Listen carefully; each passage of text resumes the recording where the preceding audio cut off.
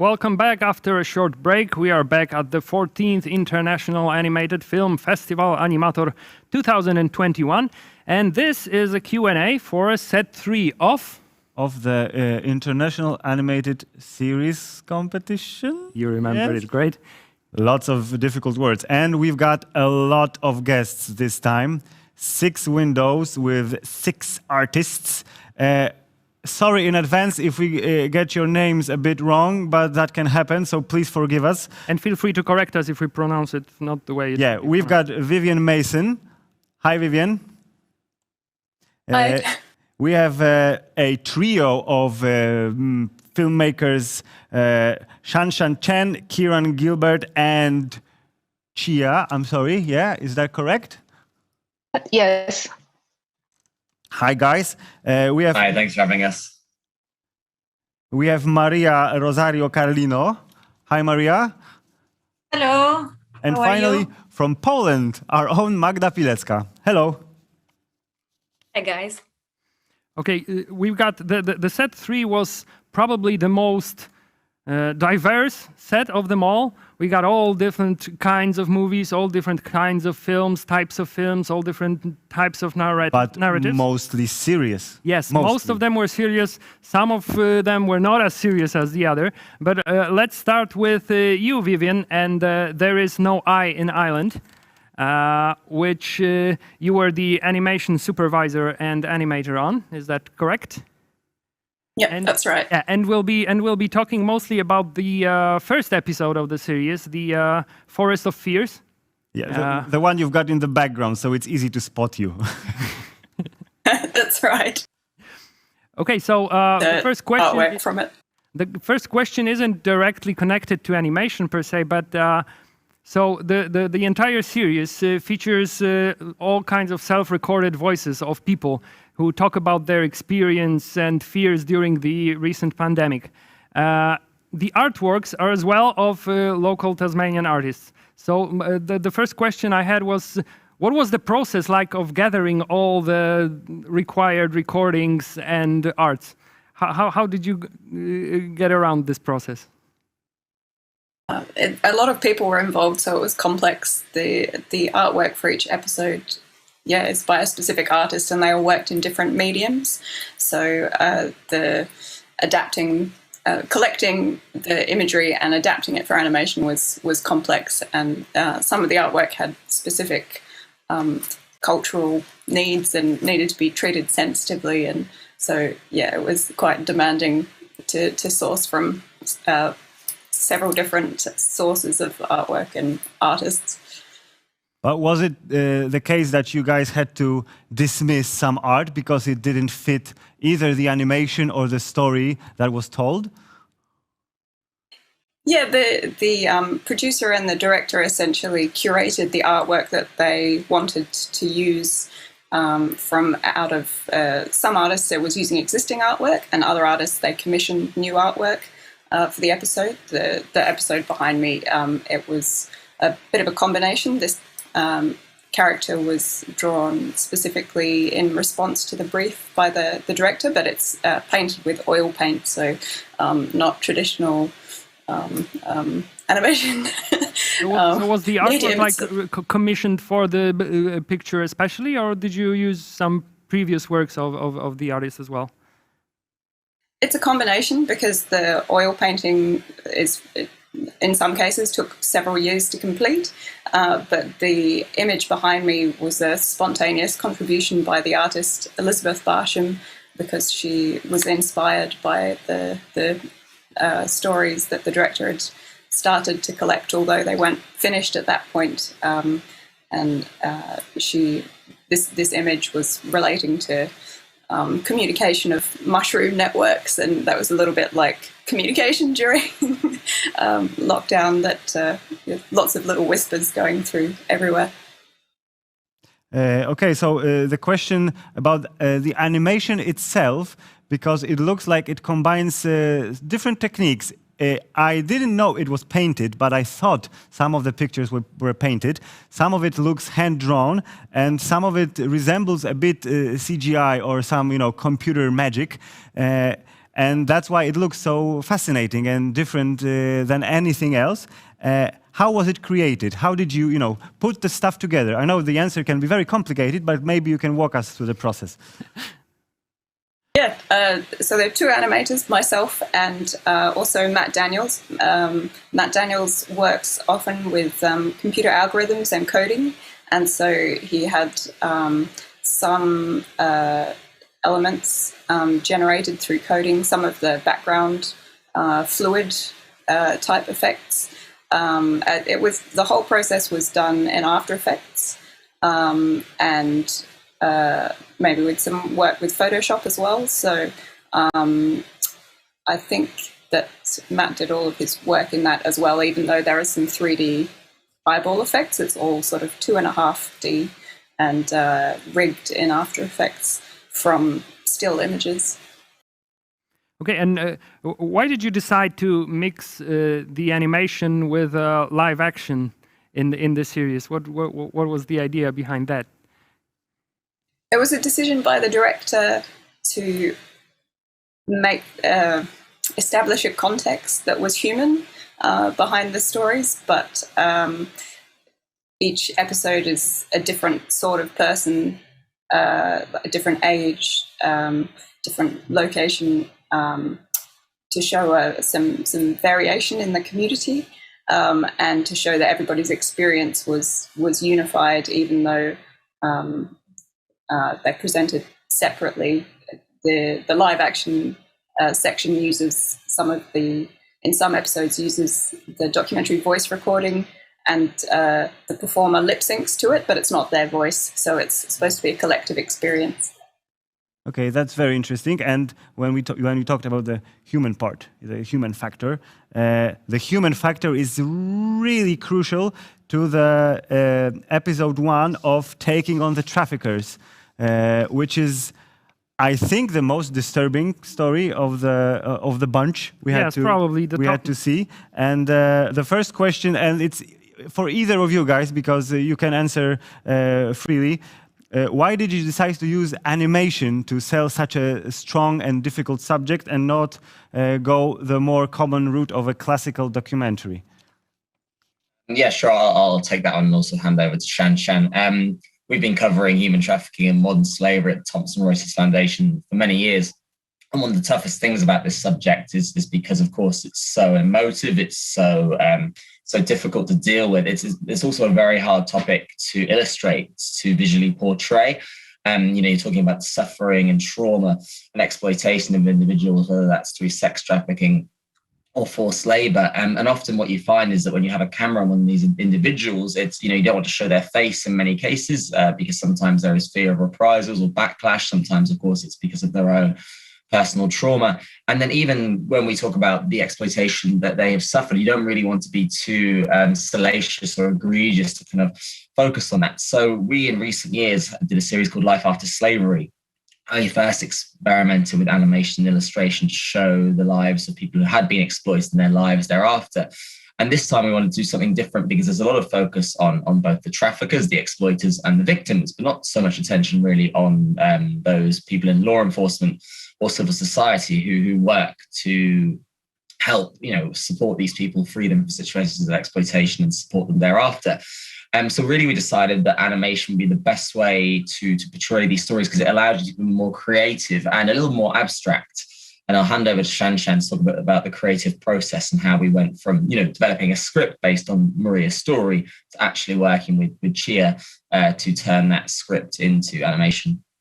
Yeah, because my background is unscripted, character-based documentary. So when Kieran and I spoke about, should we do animation? Because we wanted to do animation for a long time, and it's just a great opportunity for us, especially during the lockdown that we have a lot of time. Actually, I would say a lot of time, but we do have the time to focus on script writing, to focus on developing the characters. And then I work actually with 3 journalists.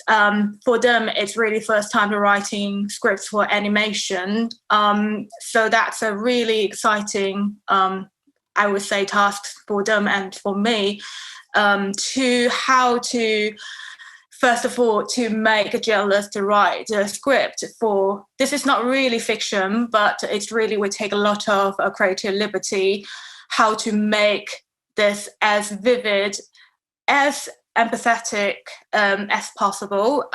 Second of all, how to transfer from script to the screen. That's like a big challenging, but it's just so exciting for us to take time to work on them. Another thing is, like Kieran just mentioned, because we do need to build that kind of personal relationship between the writers, the journalist, and the character. So that also gives them a lot of space to explore between them. They have a lot of conversations between them. They visit them a few times, and each time they bring back new material for the script.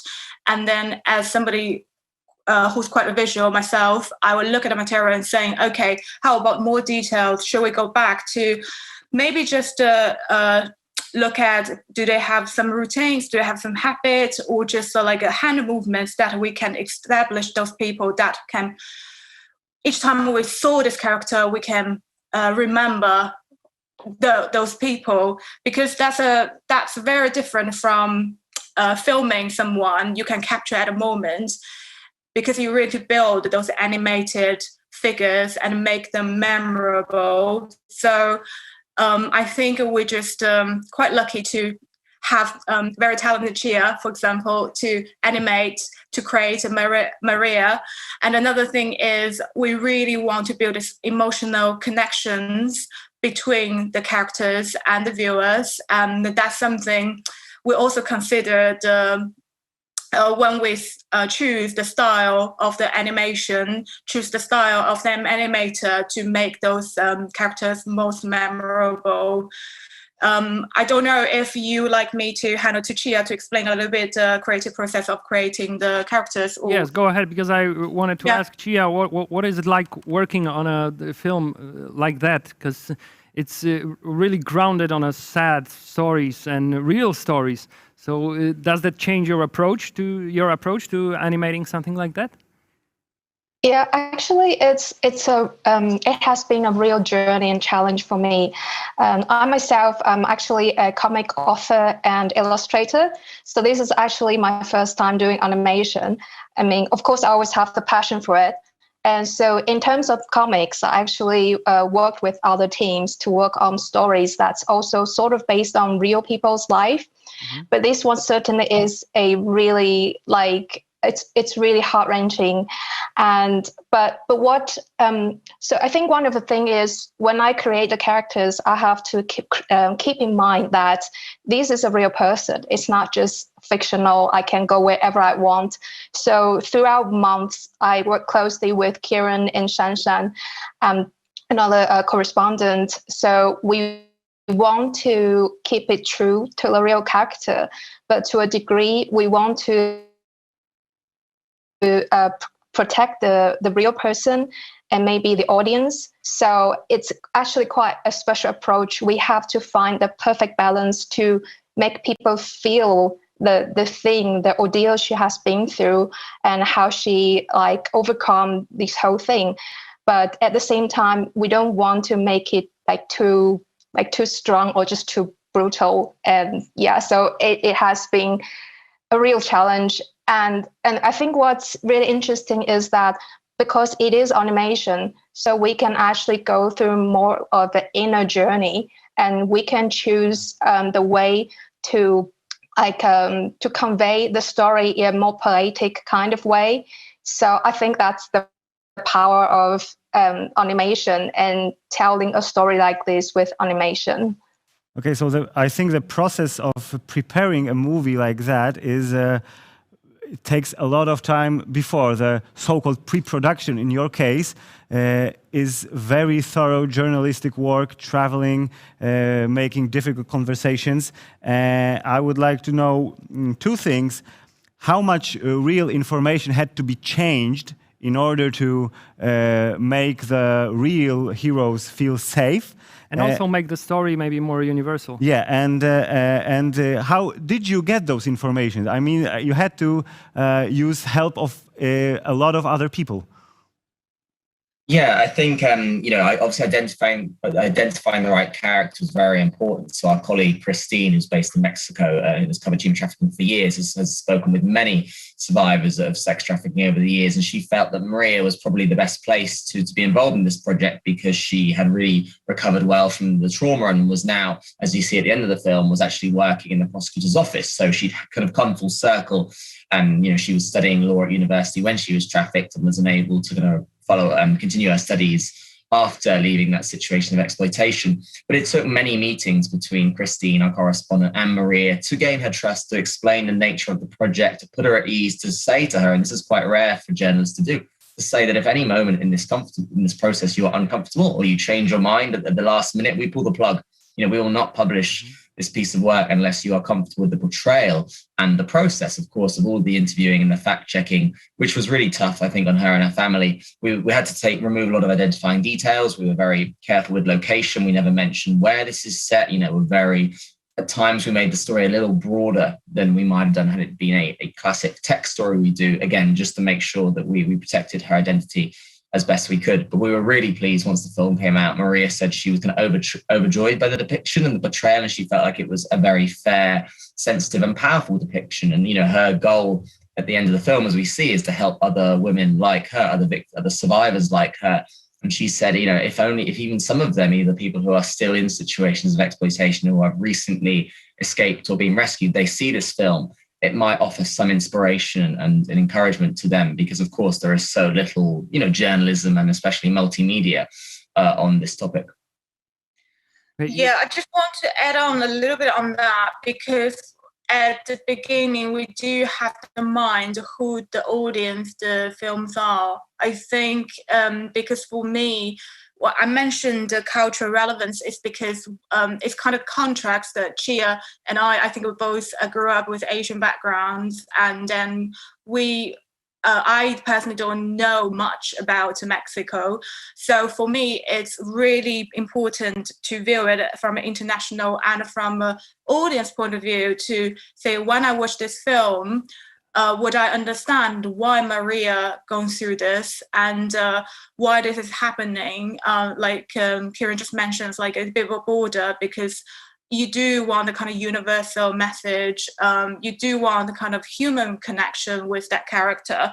Another thing is about communication is there's in the process, we never stop communicating, with Maria, because each step she has to agree, she has to say yes. And even like a small identifiable, like a necklace, something like that, to say, can we use this to identify you? And she has to say yes.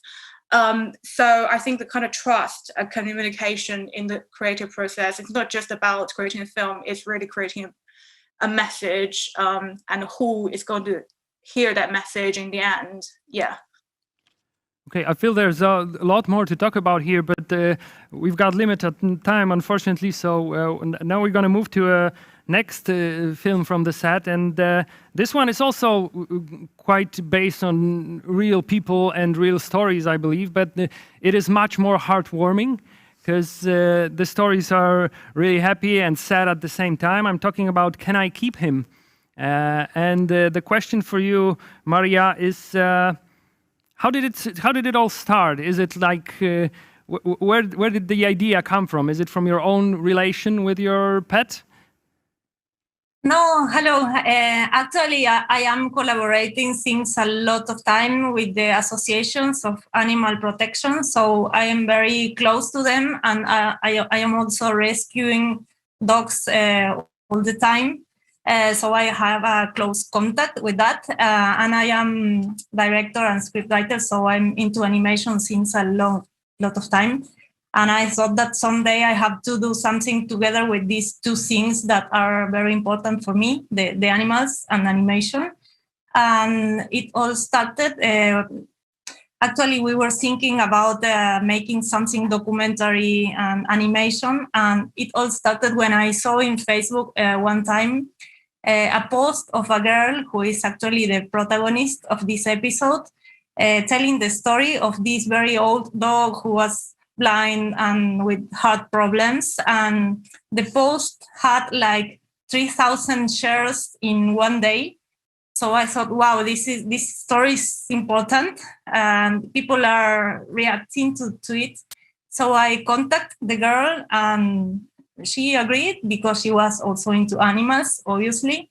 And we made a first interview in Skype, and then we traveled to her city and made the final interview. And after that, that was the pilot episode, and now we are producing 9 more episodes. And I have been recording interviews in many countries. So we have one from Poland, one from US, one from Colombia, from Spain, and now we are producing. We want to keep on producing and do much more, and continue making these interviews as time passes. But are the heroes of your stories chosen kind of at random? You spot them on the internet, as with the first episode, or maybe they come to you because the word got out and people heard that they could tell stories about their loved pets? No, actually, I developed a kind of system to gather the stories. Mm-hmm. Because sometimes I found that there were very nice stories, but then the people was not really good at narrating. As I was making an interview and telling, okay, how is your life together? And the other was telling, okay, and I was okay, this is not going to work for an episode. So I developed a system that includes a Google form with many questions that are some are about the life together and how they met. But others are kind of tricky. Like, for example, what does the dog think about you? Because with these answers, I kind of get to know if the people has the skill of narrating a story. And after that, I got like 200 responses to this Google form. And then some of them, I called them and make interviews in Skype. And that way I was knowing if it was going to work for an episode. And also, when I was traveling with other projects, I was all the time meeting people. And if I'm in a breakfast, I find someone that is traveling same as me and is worried because he left his cat for the first time and it's in the breakfast, like worried for the cat. I think, okay, maybe it can be a story. And I am all the time looking and listening to people I meet to see if they can be a story for the series. You actually kind of answered at least a part of my next question, because I was wondering one of the most interesting points of this series of films is that the story is told from the perspective of the human and then from the perspective of the animal. And I knew that the answers, the stories, the human stories, were based on an interview. But I was wondering who kind of thought about the animal side of the story, who created the story, what was it inspired by? So that was the Google form you said, and the question about what the people pets think about them. But was it like processed by you, or was it just their story, or did you kind of add some of your own inventions to that? No, actually, the episode of the short part about the animal, it's totally fiction. Okay, it's fiction, but at the same time, it's based on things that I could understand from the interview, okay. From the position of the body, from the way of talking, from the things that the people was hiding, and I was realizing. And sometimes in other episodes, it's part of the backstory of the animal before meeting the person that was in the interview, because the interview is generally like 40 minutes, but then the episode is only 4 minutes. So a lot of information is not fitting in the episode. So sometimes this information it's included in the other part. And sometimes it's just things that the script writers, me and the other script writer, imagine from the things that the person told in the interview. Okay, so the connection between your movies and our final movie from the set is the animal. The animal, yeah. And movie. Magda's very, very short film is the most joyous one, the happiest one. It's to end the interview on a very high note. And of course, the animal is a dinosaur. The film is Dino or Something. The episode is called Let's Grow Up, and it takes, 39 seconds? I think it's 39 seconds. 39 seconds. So the first question is, how difficult is it to put any kind of message in a film that lasts as long as a commercial? Actually, it's very simple. I'm very simple person. I used to talk a lot in my real life, so I have to keep balance in my art. So I just like some ideas, some symbols, and just left people with some thoughts. Okay, so the first thing that pops into your head is like an image, like you saw a dinosaur with a really, really long neck, and then you thought about doing something from this image, or was it a completely different idea? Or is it the idea that comes first? Like, I want to show, I want to make a short scene about the equality, for example. Is the image first, or is the idea first? Actually, it's both. It's like the idea is walking hand by hand like this with the image, and they are walking during the sunshine and kissing each other, you know. Yes, there is always image connected with some idea. I don't know what to say. There's it is equal for me. Like. Okay, so you've got a YouTube channel for Dino or Something, and the episodes are sometimes very far apart. Sometimes you produce 2 or 3 quickly, and then a year passes and there are no new stories to tell. Is it because there is an impulse, you think about something, and then I gotta make an animation, and then no inspiration comes, so there are no new videos? Exactly, it is like this. The first episodes comes quickly to my mind. There was a lot of thoughts which I wanted to present to the other people, but last time I'm out of a lot of. I'm not creative anymore. I used to think about my feelings, like I see some. Like an image, and you know what I can say. So I used to call my feelings like an image. Okay. Okay, so you thought you were sad, and you thought about a sad image. You thought you were happy. You thought about a happy image. My sadness was looking like some very sad dinosaur doing some sad thing or something. Yeah, so that's why.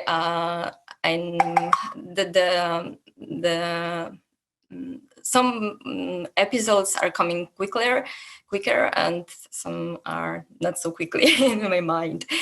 Okay. So anytime the inspiration hits. Yeah.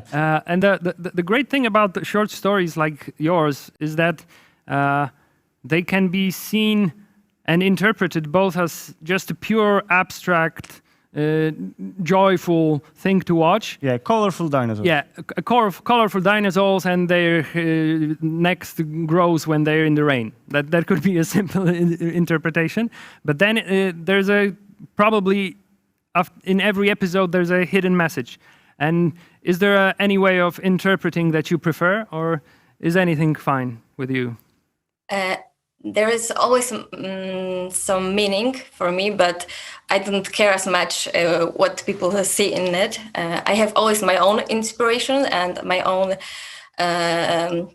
interpretation, but it's always fine when someone have another vision of the meaning of the episodes. So, like a true artist. You give your art to people and they think what they want to think. Okay, so our final question would be for all of you guys, and it would be regarding the techniques you use, because all of your movies are they don't use flashy CGI. There are no 3D spinning elements and to make no lasers. Yeah, no lasers and no explosions, and that's because the stories are mostly serious. But what made you choose this style? Why this person has this kind of face, or why? For Maria, the dog, walks funny. Why your movie looks like a hand-drawn, but also a cut-out animation? So I think we should start with Vivien because she was waiting. She was way back. Okay, sorry, Maria. We'll get back to you. So yeah, let's go with Vivien, and maybe how much your own creativity is put into the images that you guys procured from other artists. This episode specifically, because I was converting paintings, they weren't in 16:9 screen format, and so a lot of the images, they combine several paintings, and they also adapt characters to make them move and talk, and they didn't necessarily have a mouth, they didn't necessarily have legs that are the same length, because they're illustrative, and so I guess we made our choices about how they move as the best adaptation that we could make of combining lots of images and maybe taking teeth from one character and using those teeth for many characters so that they could have lip sync from all of the images that were available. Okay, thank you. Maria, how about your cut-out dog? Yeah, that dog, especially, he walks so funny because the real dog was walking very funny in reality. Actually, the owner was telling me that the dog was walking like a goat, like a little goat that has no joints in the legs, so like doing little jumps. And so we studied a lot the videos of the real dog that was already dead, but she had a lot of videos. And we tried to reproduce as much as we can the way of moving.